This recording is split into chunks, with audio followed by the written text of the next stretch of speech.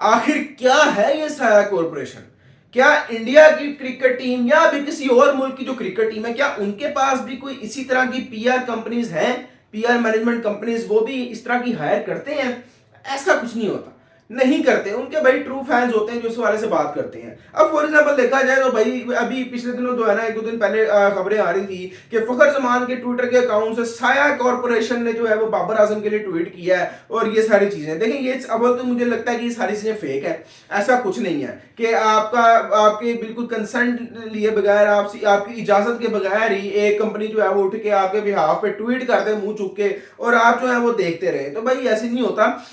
बाकी उसके अलावा अगर देखा जाए तो साया कॉरपोरेशन जो है बड़े लोगों को पीआर मैनेजमेंट की जो है ना वो फैसिलिटीज देता है और बड़े प्लेयर्स जो है पाकिस्तान की तकरीबन कह लें कि सारी टीम जो है ना वो इस वक्त उनके अंडर आ रही है और मैं समझता हूँ कि ये चीज़ गलत है, एक बिल्कुल टोटली रॉन्ग चीज़ है। ये जो कॉरपोरेशन जिस तरह की है इनको टीम से बिल्कुल अलग सेपरेट रखना चाहिए और इनको इन्वॉल्वमेंट इतनी नहीं करनी चाहिए जिस तरह की अब हो रही थी। बहरहाल फखर जमान का जहां तक कॉन्ट्रैक्ट है उसकी अगर मैं बात करूं, फखर जमान का कॉन्ट्रैक्ट जो है वो वापस आ चुका है जनाब और कहा जा रहा है कि फखर जमान को दोबारा से कॉन्ट्रैक्ट में ऐड किया जाना चाहिए और ऐड किया जाएगा। अब लेट्स सी, देखते हैं कि फखर जमान की कैटेगरी कौन सी होती है। लेकिन बाहर अगर देखा जाए सुनने में आ रहा है कि जो ऑस्ट्रेलिया और जिम्बाब्वे से अगली सीरीज होगी उसमें मोस्ट प्रोबेबली चांसेस हैं कि फखर जमान को भी ऐड किया जाएगा।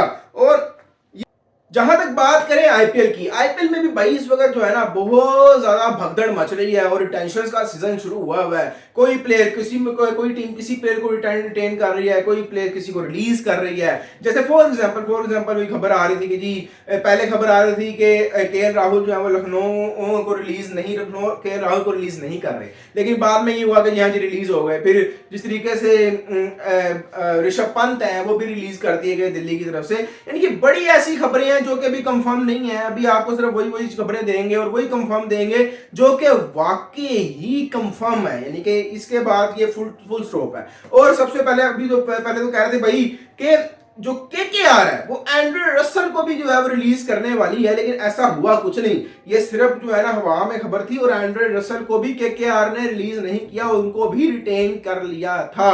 बाकी जरा देखते हैं कि किसके पर्स में कितना पैसा है और कौन कितने पैसे उड़ाएगा जब बारी आएगी ऑक्शन में देखेंगे फिर क्या बनता है। बाहर शुरू करते हैं जरा। सबसे पहले तो एक बड़ी जबरदस्ती ब्रेकिंग न्यूज दें कि सुनने में ये आ रहा है और हो भी सकता है ये कि ऋषभ पंत को चेन्नई सुपर किंग्स का कैप्टन बनाया जा सकता है और दूसरी तरफ केएल राहुल को आरसीबी का, यानी कि आरसीबी के बेचारे के नसीब पहले ही फूटे हुए थे और यानी कि अब और फूट जाएंगे उनके नसीब। यार ये जाती है आरसीबी फैंस के साथ जो है ना बहुत जाती है यार। वैसे बेचारा आरसीबी वैसी जो है ना किसी जोगी नहीं है। अब केएल राहुल चला जाएगा पता नहीं क्या होगा, लेकिन केएल राहुल ने जो लखनऊ को छोड़ा है मैं समझता हूँ कि बेहतर फैसला है। क्योंकि आपको याद है पिछले साल एक वीडियो आई थी लखनऊ के जो आपके सामने कह लें कि मालिक थे, जो ओनर हैं, वो किस तरीके से बदतमीजी से जो है ना वो बोले थे और केएल राहुल चुप करके खामोशी से सिर्फ और सिर्फ सुनते ही जा रहे थे। तो ये भी एक बड़ी इंपॉर्टेंट, बड़ी जबरदस्त, बड़ी क्रूशल सी वीडियो थी जो कि आई थी। अब इन दोनों की मैंने आपको बता दिया कैप्टनसी ये हो सकती है। उसके बाद राजस्थान रॉयल्स के पास कितने पैसे हैं, उन्होंने स्पेंड किए हैं 47 करोड़ और राजस्थान रॉयल्स के पास पड़े हैं इस वक्त 73 करोड़। जी 73 करोड़ रुपया इस वक्त राजस्थान के पर्स में है। अगर आप पाकिस्तानी करेंसी में देखें तो ये अमाउंट अच्छी खासी बन जाती है, यानी कि आप कह लें कि 73 करोड़ को फिर यानी कि 200 करोड़ तक ये अमाउंट चली जाती है पाकिस्तानी करेंसी में। फिर उसके अलावा अच्छा हैदराबाद ने बड़ी अच्छी एक चीज की है, हैदराबाद ने हेनरी क्लासन को 23 करोड़ रुपए में रिटेन किया है।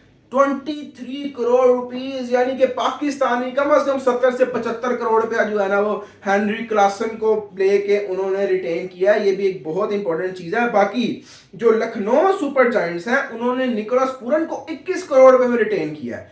तो भाई पैसा ही पैसा हो रहा है, आईपीएल में होता ही पैसा बहुत ज्यादा, इसलिए आईपीएल बहुत ज्यादा हिट जाता है। उसके बाद राजस्थान रॉयल का मैंने आपको बता दिया 73 करोड़ रुपया।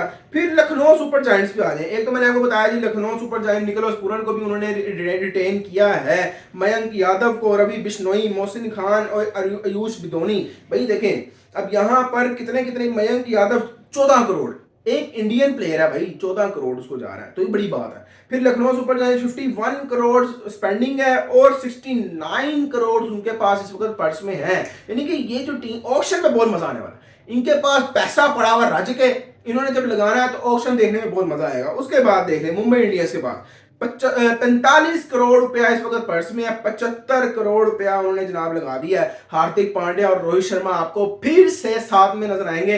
पहले ये सुना जा रहा था कि जी हार्दिक पांड्या और रोहित शर्मा जो है वो सेपरेट सेपरेट आपको नजर आएंगे, अब इनके दोनों में से कोई छोड़ देगा मुंबई इंडियंस, लेकिन भाई दोनों ने नहीं छोड़ी, दोनों के दोनों मुंबई इंडियंस के साथ लगे हुए हैं। फिर आगे हैदराबाद। हैदराबाद आपको बताया मैंने, हेनरी क्लासन 23 करोड़ में किया। पैट कमिंस को उन्होंने जो है ना वो रखा हुआ है, अभी भी पैट कमिंस को छोड़ने को तैयार नहीं है, अभिषेक शर्मा को छोड़ने को तैयार नहीं है, ट्रेविस हेड भी उनके पास है।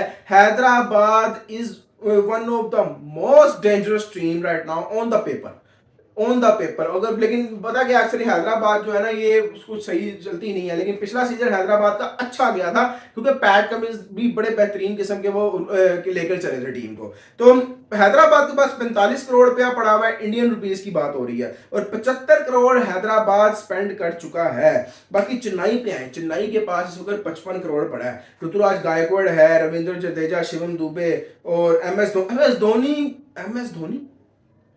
एस धोनी भी है जनाब, देख लें। और मनी स्पेंड उन्होंने कर दिए 65 करोड़, 55 करोड़ रुपया इस वक्त इनके पास पड़ा हुआ है। और गुजरात टाइटंस के पास इस वक्त 70 करोड़ पड़ा हुआ है। ये मेरी सेकंड मोस्ट फेवरेट टीम है गुजरात टाइटंस, और हार्दिक पांड्या की कैप्टनसी में जीते भी हुए हैं ये। तो 70 करोड़ तकरीबन इसमें और 51 करोड़ स्पेंड किया है। यानी कि आप कह लें कि पूरा पीएसएल हो जाए 110 करोड़ में।